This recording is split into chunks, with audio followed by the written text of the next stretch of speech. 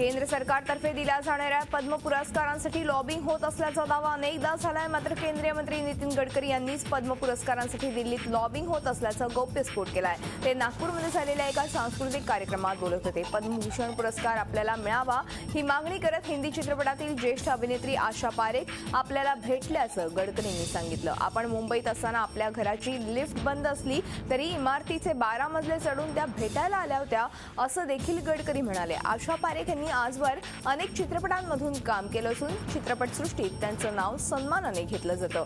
हे पुरस्कार मिळावेत याकरता अनेक शिफारसी आपल्याकडे येत असून ही मोठी डोकेदुखी असली तरीही त्या संबंधाने आपण शेकडो पत्र लिहिल्याचं देखील त्यांनी सांगितलं। मिळाल्यापेक्षा जास्त मिळावं ही अपेक्षा मानवी जीवनात असते आणि अगदी नगरसेवक असलेल्या व्यक्तीला देखील एके दिवशी मंत्री व्हायचं असतं असं देखील ते म्हणाले। सेवा सदन संस्थेतर्फे दिले जाणारे रमाबाई रानडे पुरस्कार सोहळ्यात ते बोलत होते। सोलापूरचं ग्रामदैवत श्री सिद्धेश्वर महाराजांच्या यात्रेचा वाद चिघळत चाललाय। जिल्हा प्रशासनाने यात्रेत भाविकांच्या सुरक्षेसाठी केलेल्या आपत्कालीन आराखड्याला मंदिर समितीनं विरोध केलाय। मंदिर समितीनं आपत्कालीन रस्त्यावर चाकरी उपोषण सुरू केलंय।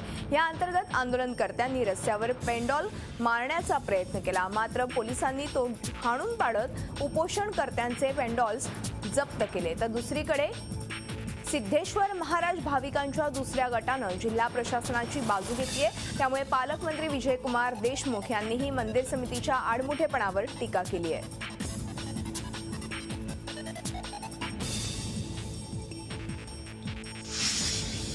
सांडपाणी ही प्रत्येक गावाची समस्या आहे। इतरांसाठी समस्या असलेलं हे सांडपाणी बुलढाणा जिल्ह्यातल्या तळणी ग्रामपंचायतीसाठी आर्थिक उत्पन्नाचं साधन बनलंय। 2008 मध्ये तळणी ग्रामपंचायतीनं गावामध्ये शक्य त्या ठिकाणी भूमिगत गटार योजना राबवण्याचा निर्णय घेतला होता। गावातील सांडपाणी भूमिगत गटारामधून एकत्र करून गावाबाहेर एका नाल्यामध्ये आणून सोडलं जातं। त्यामुळे गावामध्ये स्वच्छता राहायला सुरुवात झाली। परंतु गावाबाहेर जमा होणाऱ्या ह्या पाण्याचं करायचं काय असा प्रश्न त्यांना पडला। त्यावेळी दुष्काळामुळे शेतातील उभं पीक आणि फळबाग सुकत असलेल्या काही शेतकऱ्यांनी हे पाणी विकत घेण्याची तयारी दर्शवली। तेव्हा ग्रामपंचायतीनं या सांडपाण्याचा लिलाव करण्याचा निर्णय घेतला। त्यावेळी ह्या भागात दुष्काळ असल्यामुळे शेतकऱ्यांनी ते पाणी 39,000 रुपयाला घेतलं। तेव्हापासून दरवर्षी तळणी ग्रामपंचायत पारदर्शक पद्धतीनं सांडपाण्याचा लिलाव करतेय। विद्यार्थ्यांना थोर पुरुषांची माहिती मिळावी, त्यांनी दिलेले योगदान अभ्यासाला यावे यासाठी जळगावातला एक शिक्षक धडपडत आहे। पद्मावती लुकंड शाळेतील उपशिक्षक प्रवीण धनगर यांनी 7वी 8वीच्या 6 विद्यार्थ्यांनी मिळून राष्ट्ररत्न हे मोबाईल ॲप तयार केले।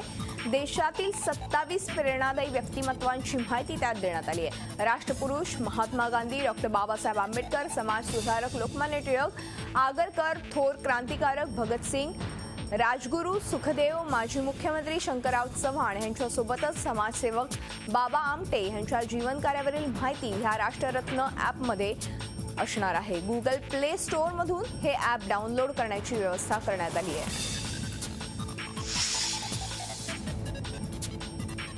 नव्या वर्षाच्या सुरुवातीलाच यवतमाळ जिल्ह्यातील 5 गावांच्या वेशीवर शिव मारुतीची जत्रा भरते। हा मारुती संकल्प सिद्धीस नेणार असल्याची मान्यता असल्यानं भक्तगण यात्रेत येऊन आपली मनोकामना व्यक्त करतात आणि चांगल्या जीवनासाठी चांगला संकल्प सोडतात। दरवर्षी लाखो भक्त ह्या मारुती पुढे नव्या वर्षाचे संकल्प सोडतात। यावर्षी या यात्रेत रक्तदानाचा संकल्प सोडण्यात आला। तब्बल 211 रक्तदात्यांनी यावेळी रक्तदान केलं। अलिबाग तालुक्यातील थळयेळी आरसीएफ प्रकल्पात शनिवारी सकाळच्या सुमारास अमोनिया वायूची गळती झाल्यानं एक कर्मचारी गंभीर जखमी झालाय। त्याच्यावर आरसीएफच्या रुग्णालयात अतिदक्षता विभागात उपचार सुरू आहेत। अमोनिया वायूची बाधा झाल्यामुळे परिसरात थळ, नवगाव, वरसोली या गावातील नागरिकांना देखील श्वसनाचा त्रास जाणवला। त्याचबरोबर डोळ्यांमध्ये देखील जळजळ, उलट्या यांसारख्या त्रास होऊ लागला। त्यामुळे परिसरात एकच घबराट पसरली होती।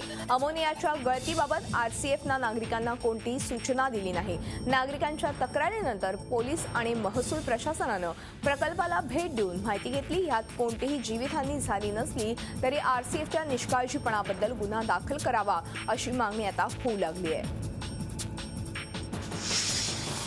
देशातील साम्यवादी चळवळीतील ज्येष्ठ नेते कॉम्रेड A.B. वर्धन यांच्या निधनानं मला तीव्र धक्का बसला अशा भाषेत शरद पवारांनी वर्धन यांना आदरांजली वाहिली। सार्वजनिक जीवनातील सभ्य आणि सुसंस्कृत व्यक्ती म्हणून संपूर्ण देशात त्यांचा परिचय होता।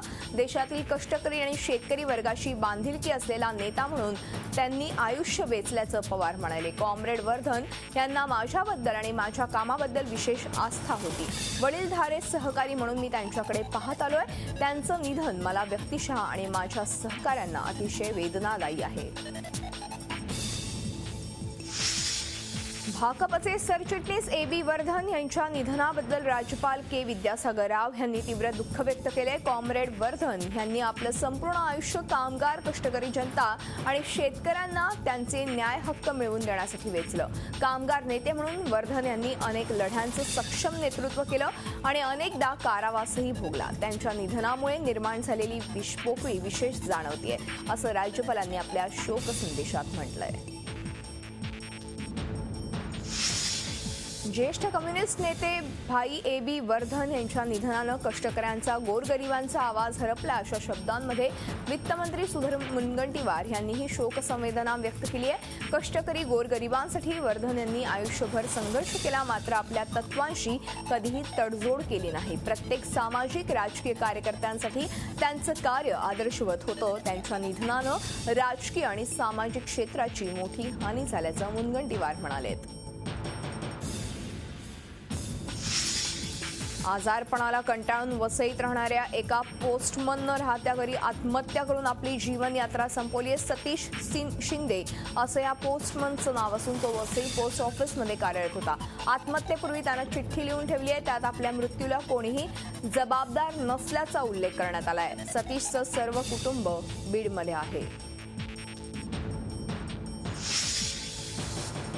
दरवर्षी हिवाळ्यात युरोपियन, सायबेरियन पक्ष्यांचे भंडारा जिल्ह्यात स्थलांतर होत असतं। भंडारा जिल्ह्यातील लहान मोठ्या तलावांवर या परदेशी पाहुण्यांचं आगमन होतं। रावणवाडी, चांदपूर, कोका, गोसेखुर्द जलाशय म्हणजे या पाहुण्यांचं हक्काचं निवासस्थान। मात्र शेकडो मैल प्रवास करून भारतात आलेले हे परदेशी पाहुणे संकटात सापडलेत, कारण ह्या स्थलांतरित पक्ष्यांवर शिकाऱ्यांची नजर असते आणि मांस आणि शोभेच्या वस्तूंकरता या पक्ष्यांची मोठ्या प्रमाणात शिकार केली जाऊ लागली। भंडारा तालुक्यातील पाचगावमध्ये शिकारीचं प्रमाण अधिक आहे, मात्र अजून वन विभागानं कोणतेही ठोस पाऊल उचललं नसल्यानं पक्षप्रेमींमध्ये नाराजी आहे।